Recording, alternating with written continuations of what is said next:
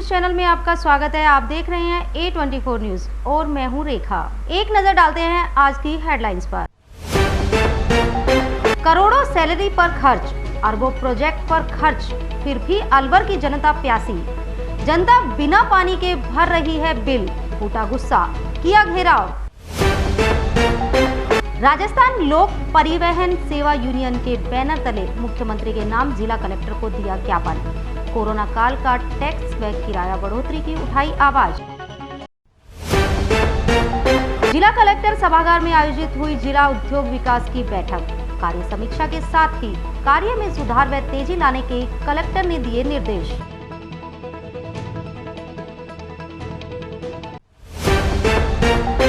मंदिर परिसर में फूलों से सजाए रथ पर ही होगी भगवान जगन्नाथ जी की वापसी। मंदिर परिसर में ही घूमेगा रथ, लगेंगे जय जयकार के जगन्नाथ जी के जयकारे।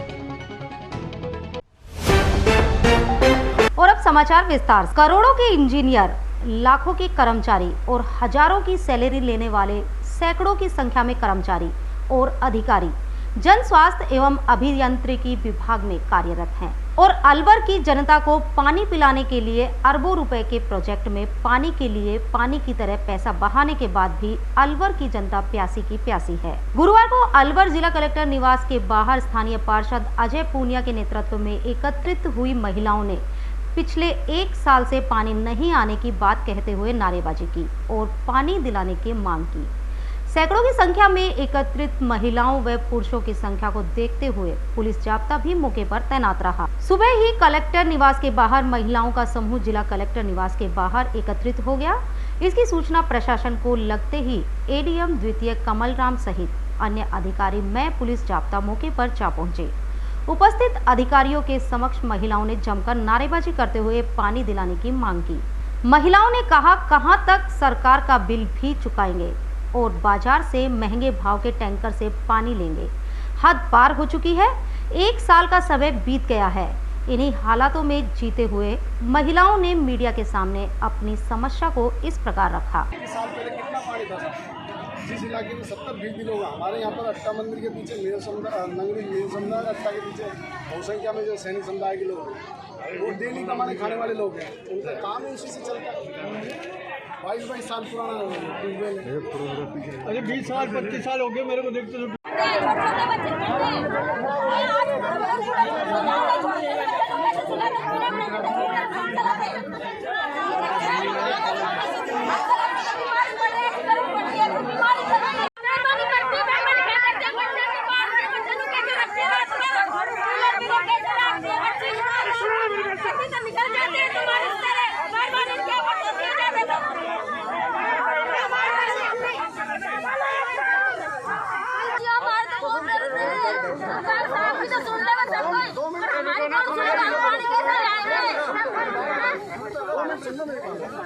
यूँ करो तो अपने शाम तक कर लो, ये भी खड़े रहेंगे। कोई समस्या को समझ के हम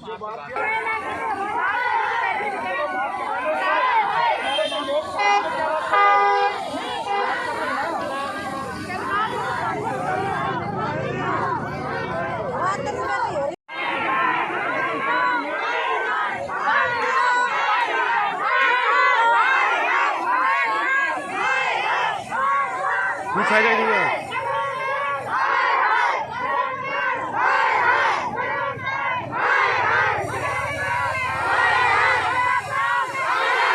गली में हमको 1 साल हो गया, बहुत परेशान हो रहे हैं। टैंकर मंगाते हैं और बहुत बूढ़ी इतनी परेशान हो रही है, हमको नहाने धोने को पानी नहीं मिलता है। कई बार तो ऐसी हालत होती है। कैंपर मंगा रहे हैं, पीने का कैंपर मंगा रहे हैं, टैंकर गिरा रहे हैं, गिर जाते हैं, बहुत ज्यादा परेशान।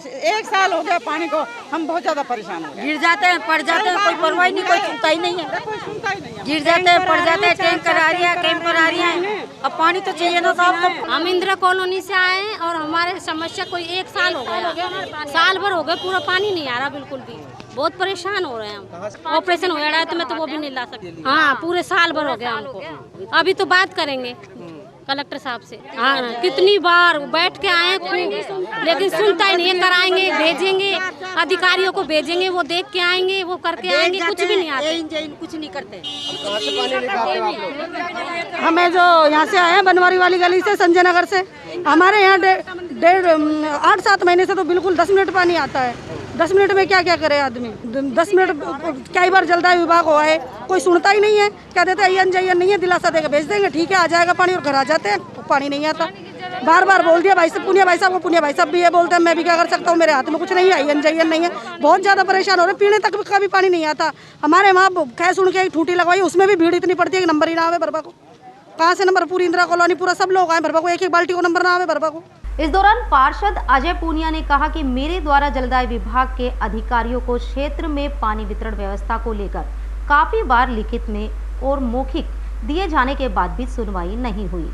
अब जनता ने स्वयं अधिकारियों से वार्ता करने का फैसला ले लिया है। वहीं उन्होंने 7 दिवस में समस्या समाधान के आश्वासन के बाद फिर मिलने की बात कही। पिछले 7 महीने से हमारे वार्ड की जनता पानी से त्रस्त है। ना तो प्रॉपर वे में ट्यूबवेलों का काम चल रहा है और ना ही टंकी का पानी आ रहा है। इस संदर्भ में फरवरी माह से लगातार लिखित रूप से मैं अकेला पार्षद के नाते जिलाधीश महोदय को भी मैं चिट्ठियाँ दे चुका 4 बार। जिलाधीश महोदय ने भी उनको फॉरवर्ड जलदाय विभाग को कर दिया, पर उनके ऊपर कोई अमली जामल नहीं पहनाया गया। उसको लेकर कल मोहल्ले की महिलाओं ने तय किया कि भाई हमें जिलाधीश महोदय से मिलना है। जिलाधीश महोदय का कहना था कि उनकी तबीयत खराब है, तो ADM city, ADM first, ADM second सारे लोग आ गए, एसडीएम साहब लोग आ गए, वाटर वर्क्स के लोग आ गए। इन्होंने हमसे कहा कि हमारी समस्याएं जिनाइन है, 7 महीने से उनकी मांग कर रहे हैं। एक ट्यूबवेल की जो समस्याएं, इन सबको 5-7 दिन में इन्होंने समाधान करने की इन्होंने कहा है। चूँकि जनता की और प्रशासन की सीधी बात आज हुई है, मेरी और प्रशासन की तो होती थी, लेकिन आज जनता की और प्रशासन की सीधी वार्ता हुई है। तो जनता ने ये तय किया कि भाई 7 दिन 5 दिन की ये कह रहे हैं, 7 दिन का इनको हम समय दे देते हैं। मैंने भी जनता से कह दिया भाई 7 दिन बाद में अपनी समस्याएं समाधान हो जाएंगी, तो भी नहीं होंगी तो भी मैं प्रशासन से मिलके हो जाएंगी धन्यवाद दूंगा, नहीं होंगे तो उनको मैं अवगत कराऊंगा। और उसके बाद में मोहल्ले में बैठ के निर्णय लेंगे कि उसके बाद में महिलाएं आमरण अनशन पर बैठेंगी या मुझे बैठना है, ये बस्ती तय करेगी। बस्ती जो भी निर्णय लेगी वो बस्ती का निर्णय मंजूर हो। सैकड़ों की संख्या में महिला पुरुषों के एकत्रित होने की जानकारी के बाद मौके पर पहुंचे एडीएम द्वितीय ने हालातों को संभालते हुए विभाग के अधिकारियों को मौके पर ही शीघ्र पानी सप्लाई सुचारू करने के निर्देश दिए। पानी की समस्या गर्मी के टाइम से पहले से भी चल रही है, अभी भी पानी की समस्या बरकरार है। जहाँ पर पानी की सप्लाई चाहे बैंक कॉलोनी की टंकी हो या तेज मंडी की हो, एक्चुअल में पानी का डिस्चार्ज नहीं हो पा रहा, तो टंकियों में पानी सप्लाई नहीं हो पा रहा। तो जितना सप्लाई खोलते थे वो टेल एंड पर नहीं पहुँच पाता और जितनी पानी की ज़रूरत होती है वो नहीं पहुँच पाती। और इनकी समस्याएँ जायज़ है।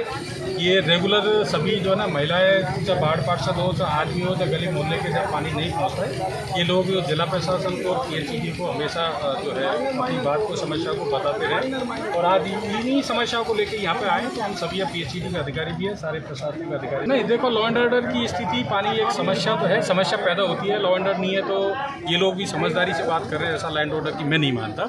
अपनी बात को इन्होंने अपने तरीके से कही है, जनप्रतिनिधि इनके साथ हैं और दोनों पक्षों के बीच में बात हुई है। और उस गाइडलाइन और टाइमलाइन हमने दी है कि इस दौरान पीएचईडी के अधिकारियों को बुला के कुछ कार्रवाई करेंगे। मान लीजिए जहाँ पर कोई कनेक्शन का इशू है, कोई ट्यूबवेल के प्रस्ताव हैं, कोई टंकी का और ज़्यादा पानी सप्लाई करके भरते हैं तो उसको कुछ सप्लाई बढ़ेगी, ऐसा मिलके प्रयास किया है। ऐसा लैंड ऑर्डर का कोई इशू नहीं है। ये वार्ड में टोटली सारे बड़े जिले के आला अधिकारी, कलेक्टर, एडीएम साहब और भी अन्य अधिकारी रह रहे हैं, वो कह नहीं पाते, पर इन लोगों की वजह से समस्या हो रही है।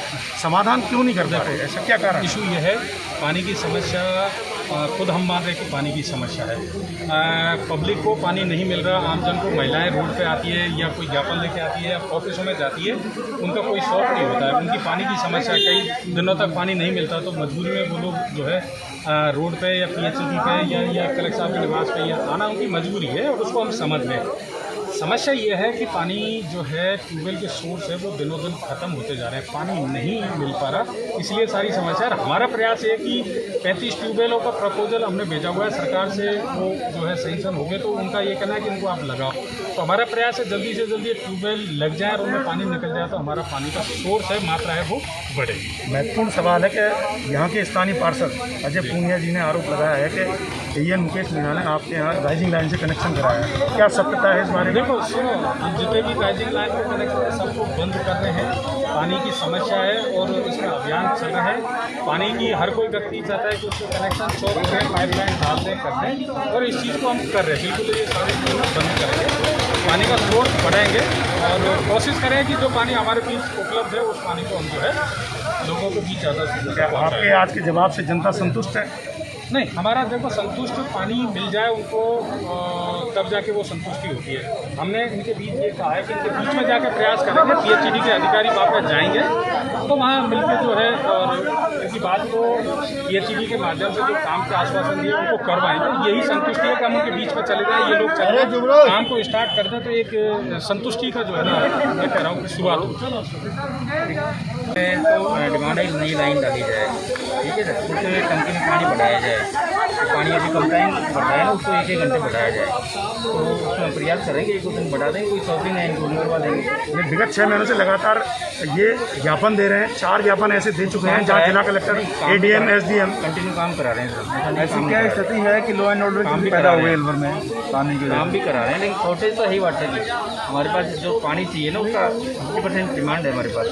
बारिश पड़ने के बाद भी लॉ एंड ऑर्डर बिगड़ रहा है पानी के मामले को लेकर, इसका क्या कहें? बारिश से सर अभी धीरे धीरे रिचार्ज होगा तब तो को रिचार्ज बढ़ेगा, है ना। एक साथ अभी तो बारिश डिमांड तो कम होती है ना लेकिन साहब, उसके बाद डिमांड कम नहीं होती, अवेलेबिलिटी ऑफ वाटर उसमें नहीं दे रहे हैं। 50% है डेली सप्लाई की डिमांड है लोगों की, तो दिक्कत है, टेल एंड पे दिक्कत है लास्ट में। अभी आपने क्या आश्वासन दिया है जो अक्सर देते हैं? अभी एक तेज मंडी की टंकी 2 घंटे भरेंगे, अभी 1.5 घंटे भर रहे थे उसको, और ये बैंक कॉलोनी की 3 से 4.5 घंटे भरेंगे। अलवर जिले के मालाखेड़ा थाना पुलिस ने नकबजनी की वारदात करने वाले एक शातिर अपराधी को गिरफ्तार किया। मामले का खुलासा करते हुए जिला पुलिस अधीक्षक तेजस्विनी गौतम ने बताया, आरोपी जुनैद ने 17 मई को मालाखेड़ा थाना क्षेत्र के नवाखुर्द गांव में रात्रि को गांव के उमर खां पुत्र हिम्मत खां के घर में ताला तोड़कर 30 लाख रुपए और गहनों की चोरी की है। पीड़ित की दर्ज शिकायत पर थाना पुलिस ने कार्रवाई करते हुए आरोपी से 27 लाख रुपए बरामद कर लिए हैं। वहीं एक बाल अपचारी को भी निरुद्ध किया गया है। पुलिस आरोपी से पूछताछ कर रही है। देखिए 17 तारीख को एक मालाखेड़ा में महुआ खुर्द गांव में 30 लाख रुपए की नकबजनी और चोरी का एक मुकदमा दर्ज हुआ था, जिसमें त्वरित कार्रवाई करते हुए संपूर्ण जो ये नकबजनी और चोरी हुई थी इसके 2 मुलजिम, जो एक विधि से संरक्षित बाल अपचारी है और एक जुनैद है, जो दोनों ही उसी गांव के और आस पड़ोस में ही रहने वाले हैं, उनको इसमें अरेस्ट किया गया है और इनसे 27 लाख की बरामदगी भी की गई है, जो चोरी और नकबजनी में ये लोग इन्होंने चुराई थी। आसपास के सब पड़ोसी ही हैं और फैमिली मेम्बर्स, मतलब काका बाबा के भी रिलेशन में लगते हैं, तो इनको ये जानकारी थी, क्योंकि जैसा कि परिवादिया ने भी कहा था कि वो पैसे अपनी बेटी को देने के लिए कोई मकान के लिए उसने निकाले थे, तो ये जानकारी उनको हो थी, तो इसलिए रात में वो उनको पता था कि कहाँ पे ये लोग रखते हैं पैसा और पैसा इनके घर में है, तो उस वक्त आके इन्होंने नकबजनी की।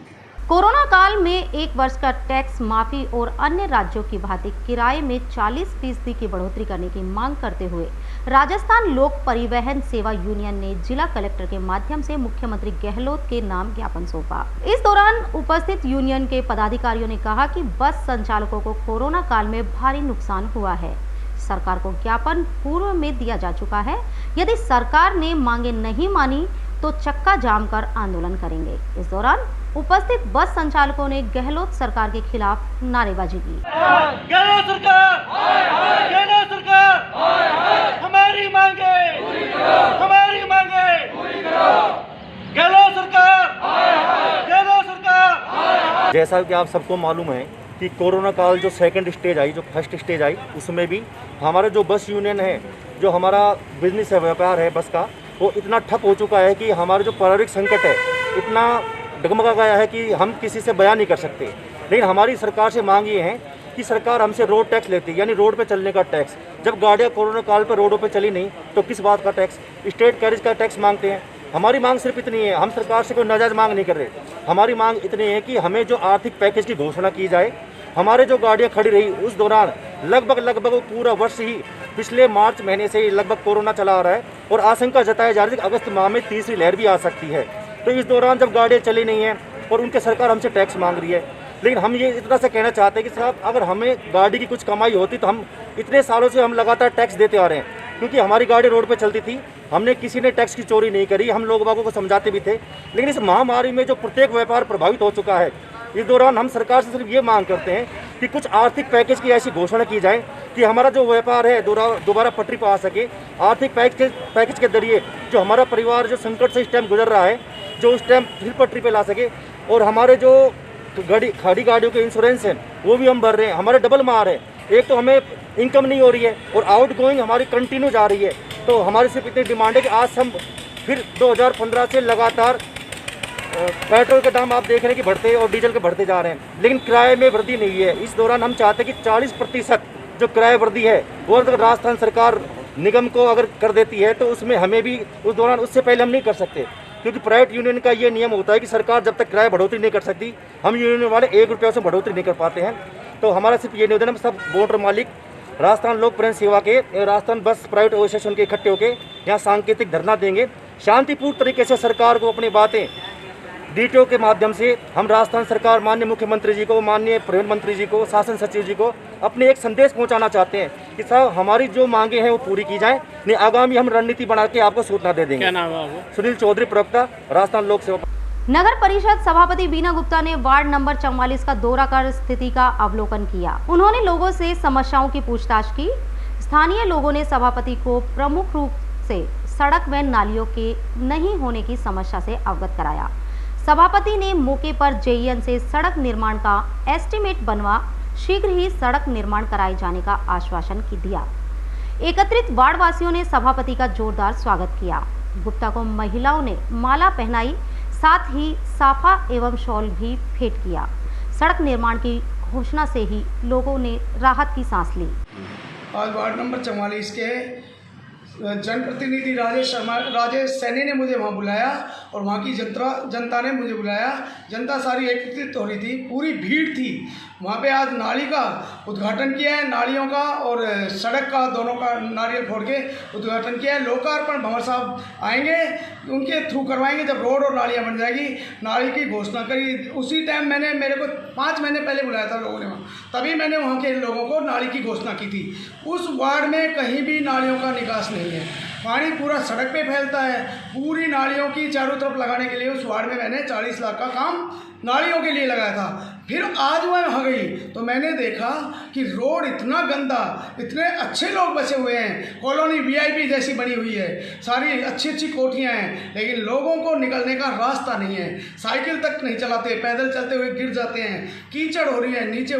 तो मैंने आज वहाँ तुरंत जेईएन को बुलवाया, रोड का निरीक्षण करवाया, एस्टीमेट बनवाया है और उस रोड को मैं तुरंत नालियों के साथ ही जुड़वा के बनवाऊंगी, ये मैंने घोषणा की है। मैंने ये देखा है जहाँ भी मैं जाती हूँ, आज मुझे 20 महीने में 1.5 साल तो हमारा कोरोना खा गया, कोई हमारा काम नहीं हो पाया। लेकिन जहाँ निकल के जाती हूँ, पीछे 20 साल से भाजपा का बोर्ड था, एक भी वार्ड में ऐसी सुंदरता नहीं बना रखी कहीं सड़कों को। उन्होंने ये काम किया है, जहाँ सड़कें बनी हुई हैं और पार्षदों की अप्रोच है, वहाँ सड़कों को तोड़ दिया और पार्षदों की अप्रोच से दोबारा सड़कें बना दी। और जहाँ ज़रूरत है जनता को, ऐसी कच्ची सड़कों के ऊपर नहीं चली जाती, कॉलोनी सुंदर है, सड़कें बनी, वहाँ उन्होंने कभी जनता को ध्यान नहीं दिया। वहाँ की जनता का कहना है, हमें सब लोगों ने आश्वासन दिया है, आके दोबारा कभी यहाँ देखा नहीं है और हमारा रोड बन जाएगा तब मैडम हम आपको कहोगे मैं कि आपका रोड 100% बनेगा। जो मैंने कहा है वो काम होएगा, चाहे लेट हो जाए थोड़ा सा, लेकिन काम जरूर होएगा। उनको मैं आश्वासन नहीं, पूरा धन्यवाद दे के आई हूँ कि तुम्हारा रोड जल्दी से जल्दी पूरा होएगा। और नारियल तोड़ के वहाँ का उद्घाटन किया है और जनता को, जहाँ जनता के बीच में ऐसा काम होएगा पूरे शहर में, ये मेरी जनता से अपील भी है कि मैं वही काम करूँगी जो जनता के हित में होएगा। बाकी रोडों को तोड़ना और बनाना मेरे नेतृत्व में नहीं है। कहीं भी पैसा नगर परिषद का, जनता का गलत जगह मैं नहीं लगाऊंगी। जहाँ जायज़ होएगा काम उसे करा जाएगा, जहाँ नाजायज़ होएगा वो काम बिल्कुल नहीं करूँगी। धन्यवाद। जय भारत। अखिल भारतीय विद्यार्थी परिषद के प्रतिनिधि मंडल ने जिला कलेक्टर को ज्ञापन देते हुए सोशल मीडिया पर वायरल आरपीएससी परीक्षा के एक परिवार के 3 अभ्यर्थियों को साक्षात्कार में 80 अंक दिए जाने को भ्रष्ट आचरण की देन माना है। एबीवीपी के जिला संयोजक ने ज्ञापन के माध्यम से इस प्रकरण की उच्च स्तरीय जांच कराने की मांग की है। वहीं बोर्ड की विश्वसनीयता पर सवाल खड़ा करते हुए कहा, मामले में सरकार द्वारा कोई कार्रवाई नहीं किए जाने पर प्रदेश स्तर पर आंदोलन किया जाएगा। आज अखिल भारतीय विद्यार्थी परिषद प्रदेश स्तर पे पूरे हर जिला हेडक्वार्टर के अंदर जो अभी हम सबको देखने को मिला है कि मामला एक आरपीएससी बोर्ड का मामला आया है। एक परिवार में वो परिवार शाही परिवार राजस्थान का जो प्रदेश कांग्रेस कमेटी के अध्यक्ष है माननीय गोविंद सिंह डोटासरा जी के परिवार के अंदर उनकी पुत्रवधू के भाई बहनों के आरपीएससी के जो चयन एग्जाम RAS जो चयन का एग्जाम होता है उसमें 80 अंक आ जाना, और उसके बाद हमको ये मालूम पड़ता है कि उनके जो इंटरव्यू में 80 नंबर आए हैं और जब वो एग्जाम देते हैं रिटर्न एग्जाम के अंदर उनके 40 नंबर आते हैं और इंटरव्यू में 80 नंबर आ जाना, तो ये दुर्भाग्यपूर्ण है। राजस्थान के छात्रों के साथ जो आज एक परिवार मिलके तानाशाही कर रहा है। जो इंटेलिजेंट छात्र है, जो पढ़ाई करने वाला छात्र है, आज उसका नंबर नहीं आ रहा है, पर लेकिन कोई जैक वाला छात्र है उसका नंबर आ रहा है। आरपीएससी बोर्ड है वो एक प्रतिष्ठित राजस्थान का प्रतिष्ठित बोर्ड माना जाता है। आज इस बोर्ड के अंदर ऐसा घपलत हो रहा है। हम लोग आज विद्यार्थी परिषद मांग करती है कि इस मामले की जांच सीबीआई द्वारा कराई जानी चाहिए, वरना विद्यार्थी परिषद पूरे प्रदेश में करेगी एक उग्र प्रदर्शन जिसका जिम्मेदार स्वयं ही प्रशासन होने वाला है। जय हिंद, जय भारत, भारत माता की। नाम क्या है? अनिरुद्ध कुलसे, जिला संयोजक। आप भी आ जाओ। और अब समाचारों में वक्त हो चला है एक छोटे से ब्रेक का। अलवर वासियों के दिल में अपनी अलग पहचान बना चुके त्रिहान ग्रुप खास आपके लिए लेकर आए हैं नगर विकास न्यास अलवर द्वारा अनुमोदित अलवर की बेहतरीन अफोर्डेबल आवासीय योजना, जिसमें आपके लिए उपलब्ध है सुरक्षित जीवन शैली, वो भी सिर्फ नाम मात्र की कीमतों में। कोई भी मन बनाने से पहले साइट विजिट जरूर करें, क्योंकि फ्लैट की कीमत है सिर्फ 5,15,000 रुपए से शुरू। अलवर भिवाड़ी मेगा हाईवे पर स्थित ये टाउनशिप आपके लिए पूरी तरह से सेफ है, जहां आपको मिलेंगी चौड़ी सड़कें, हरे भरे गार्डन, मंदिर और गुरुद्वारा। तो जल्दी कीजिए, सीमित फ्लैट्स उपलब्ध।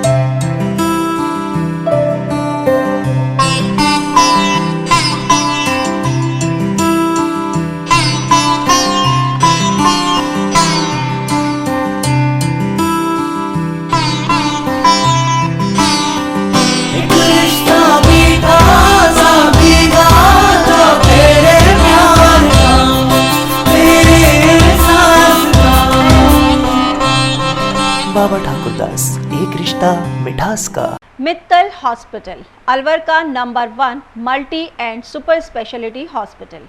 हमारे यहाँ उच्च स्तरीय वेंटिलेटर युक्त ICU, SICU, वातानुकूलित operation theatre, CT scan, dialysis, echocardiography, महिलाओं की दूरबीन द्वारा जांच, colour sonography, digital x ray, computerised lab, computer द्वारा हृदय, दिमाग और फेफड़ों की जांच, शिशु गहन चिकित्सा इकाई, सिजेरियन डिलीवरी, टीकाकरण, गर्भपात, फिजियोथेरेपी, टीवी पर फ्रैक्चर को जोड़ना, ECG जैसी सुविधाएं उपलब्ध हैं। क्रिटिकल कंडीशन में एम्बुलेंस सुविधा, मेडिकल स्टोर और इमरजेंसी सेवाएं 24 घंटे प्राप्त की जा सकती हैं। मित्तल हॉस्पिटल अग्रसेन सर्किल के पास अलवर। Phone number 01442370 2371440 2370230।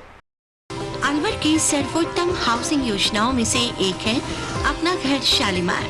जी हाँ, हजारों परिवारों को इको फ्रेंडली जीवन देने में त्रिहान होम डेवलपर्स हमेशा से अग्रणी रहे हैं और अब आपके अपनों के लिए लाए हैं वर्ल्ड क्लास डिजिटल सुविधाओं से सुसज्जित 4 BHK अमृत कलश लग्जरी आवासीय योजना।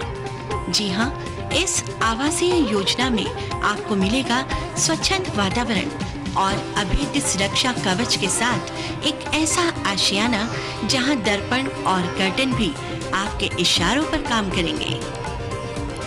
हाई डेफिशिएंसी वाले डिजिटल कैमरों की नजरों में रहेगी आपके अपनों की सुरक्षा।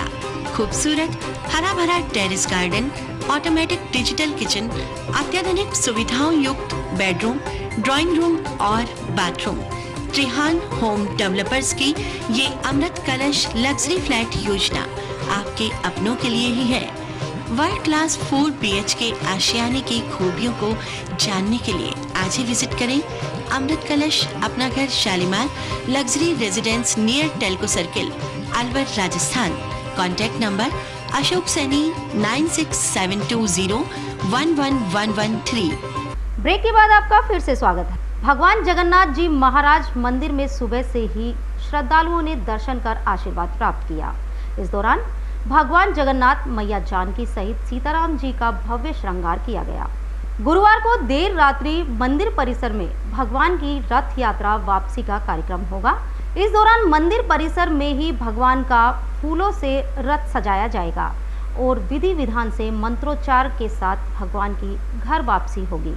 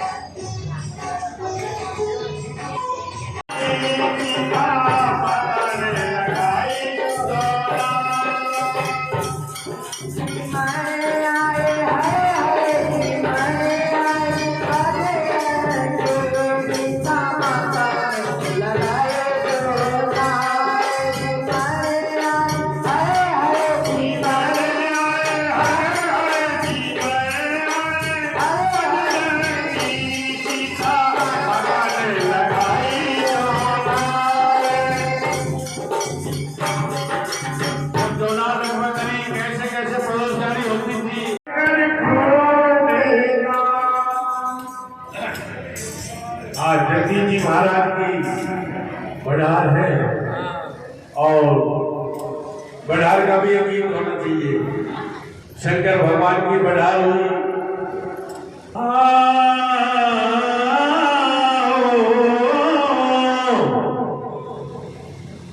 ओ सीता माता ने लगाई जोरार और जी मैंने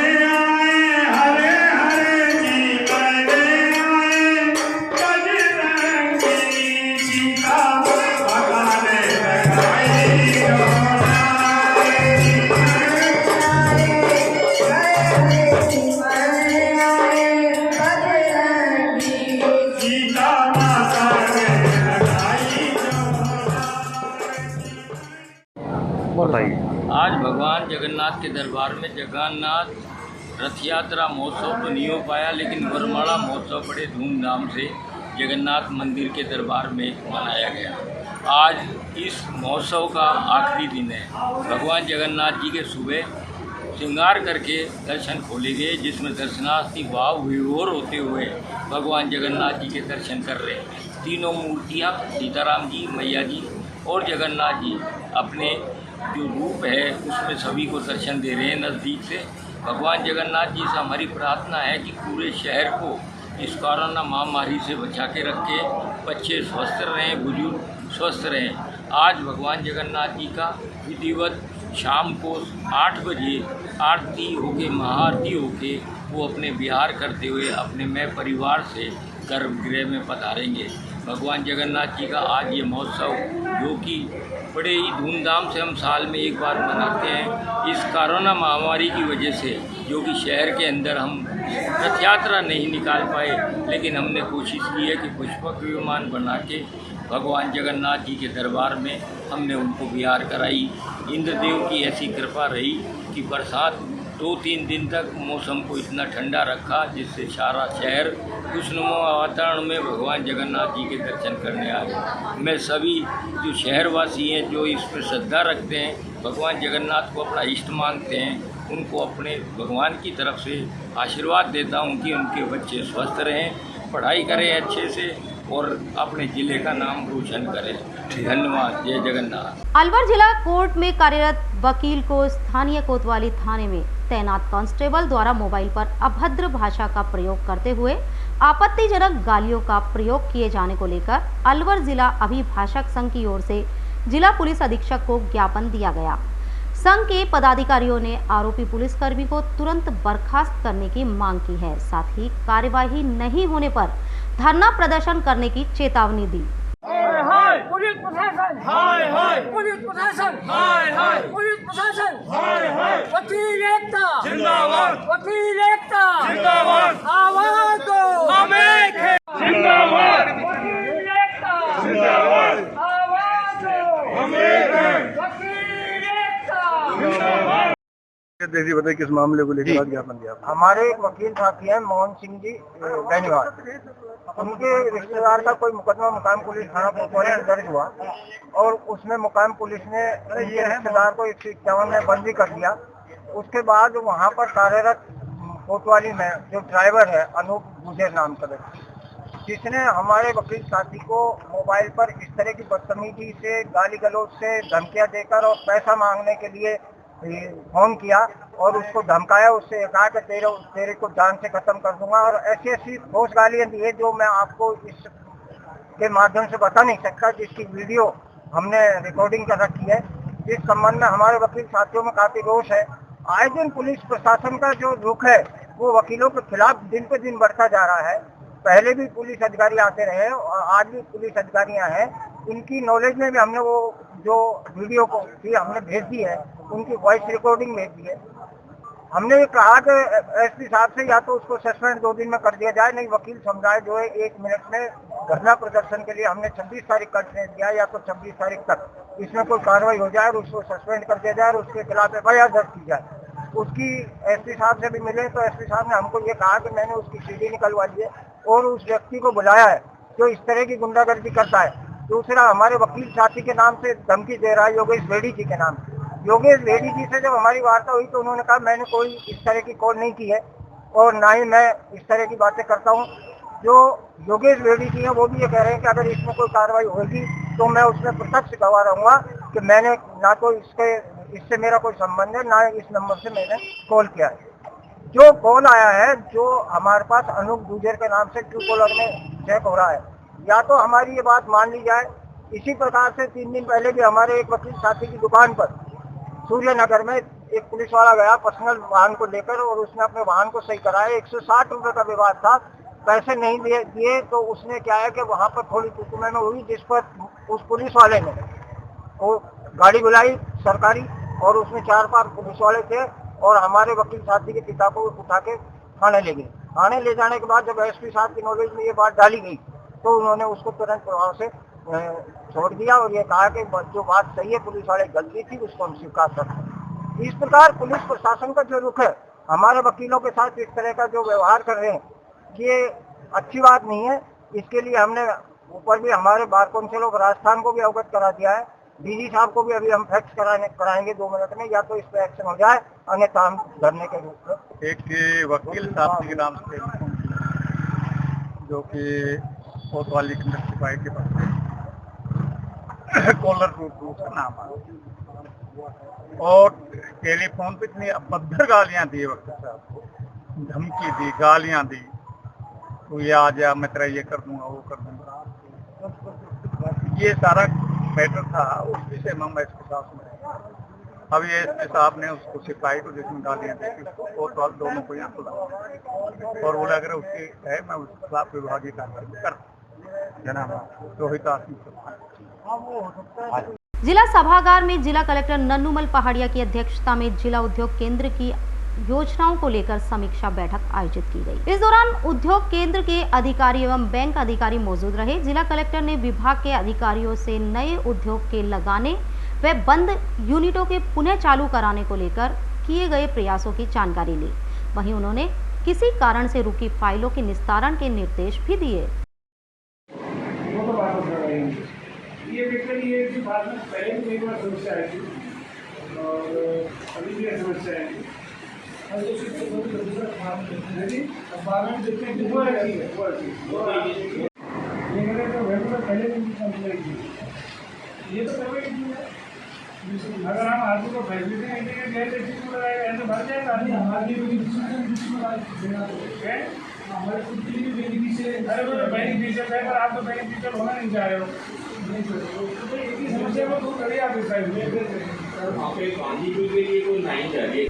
जिले के रामगढ़ के पूर्व प्राथमिक शिक्षा अध्यापकों ने अपनी विभिन्न विसंगतियों को दूर करने के लिए मुख्यमंत्री के नाम ज्ञापन उपखंड अधिकारियों को सौंपा। ज्ञापन में प्रमुख रूप से सेवा नियमों का निर्धारण मांग करते हुए बताया, हमें गैर शैक्षणिक कार्यों में लगाकर हमारा शोषण किया जा रहा है। हमें अन्य शिक्षकों की भांति अवकाश लाभ भी नहीं दिया जा रहा और न ही हमारा जिले के बाहर कोई स्थानांतरण करने का प्रावधान है।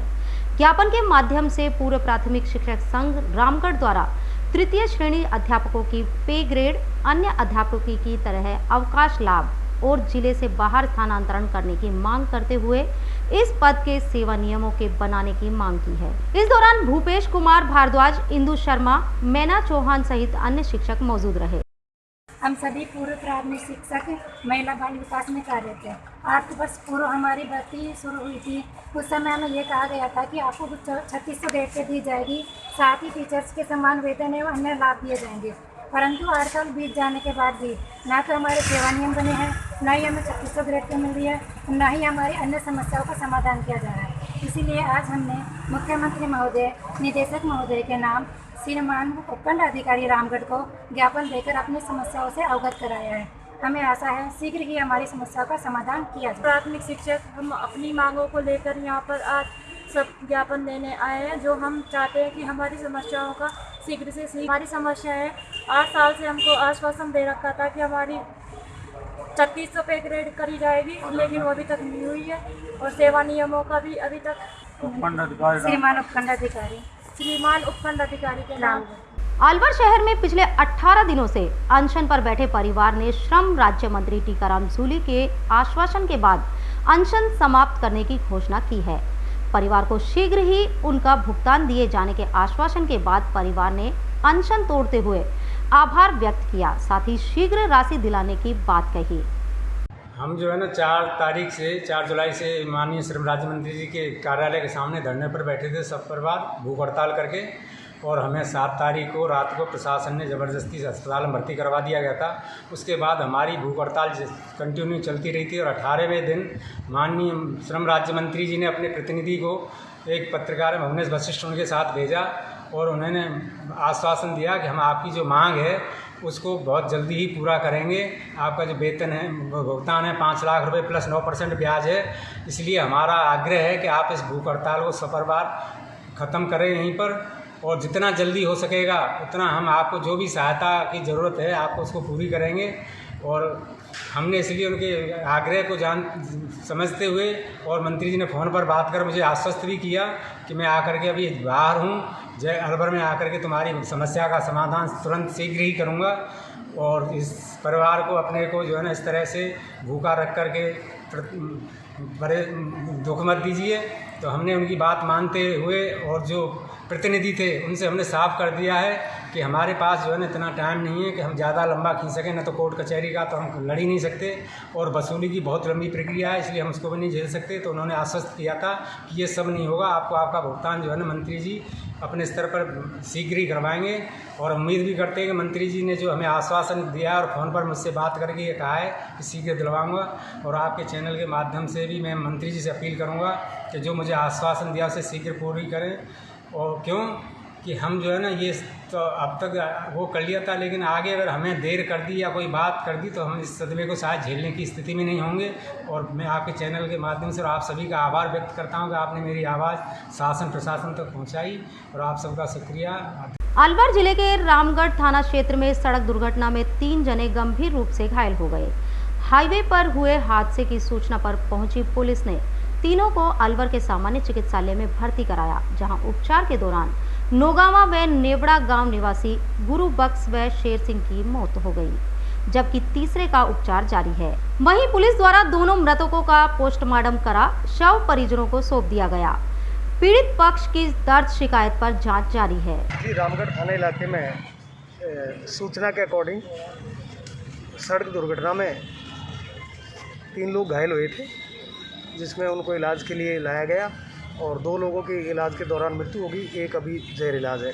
इस संबंध में पीड़ित पक्ष जो मृतक पक्ष है, उन्होंने शेर सिंह ने रिपोर्ट दी है कि वाहन संख्या RJ 32 GB 4015 के चालक ने गाड़ी को तेज़ी वाला पर चलाकर टक्कर मार दी थी, जिसमें 2 लोगों की मृत्यु हो गई, 1 लोग अभी जेर इलाज है। कौन है 2 लोग, क्या नाम है उनके? एक का नाम गुरबख्श है, एक का नाम शेर सिंह है। कहाँ के रहने वाले हैं? ये नौगांव इलाके के रहने वाले हैं, एक का गांव सेठपुर है, एक का नेवाड़ा है। परिजन ने क्या रिपोर्ट में दिया है, कहाँ जा रहे थे बाइक पे? ये अपने गांव जा रहे थे, रामगढ़ की तरफ से अपने गांव जा रहे थे, तो ये कहाँ पर कोरालग बास के पास पहुंचे थे, हाईवे पर कोरालग बास के पास पहुंचे थे, तो ये दुर्घटना हो गई। कब की बात है? ये कल शाम को लगभग 8 बजे के आसपास की घटना बता रहे हैं। पोस्टमार्टम कराया जा रहा है। इस संबंध में अनुसंधान होने पर पूर्ण नतीजा सामने आएगा। आपका नाम क्या है? मेरा नाम बंसीलाल एएसआई है, मैं थाना रामगढ़ पर तैनात हूँ, और मुझे इस कार्रवाई पंचायतनामा के लिए और पोस्टमार्टम की कार्रवाई के लिए भिजवाया गया था। वापसी थाना पर इस संबंध में प्रकरण दर्ज कराया जाकर अनुसंधान कराया जाता है। खबरों में आज इतना ही। दीजिए इजाजत। नमस्कार।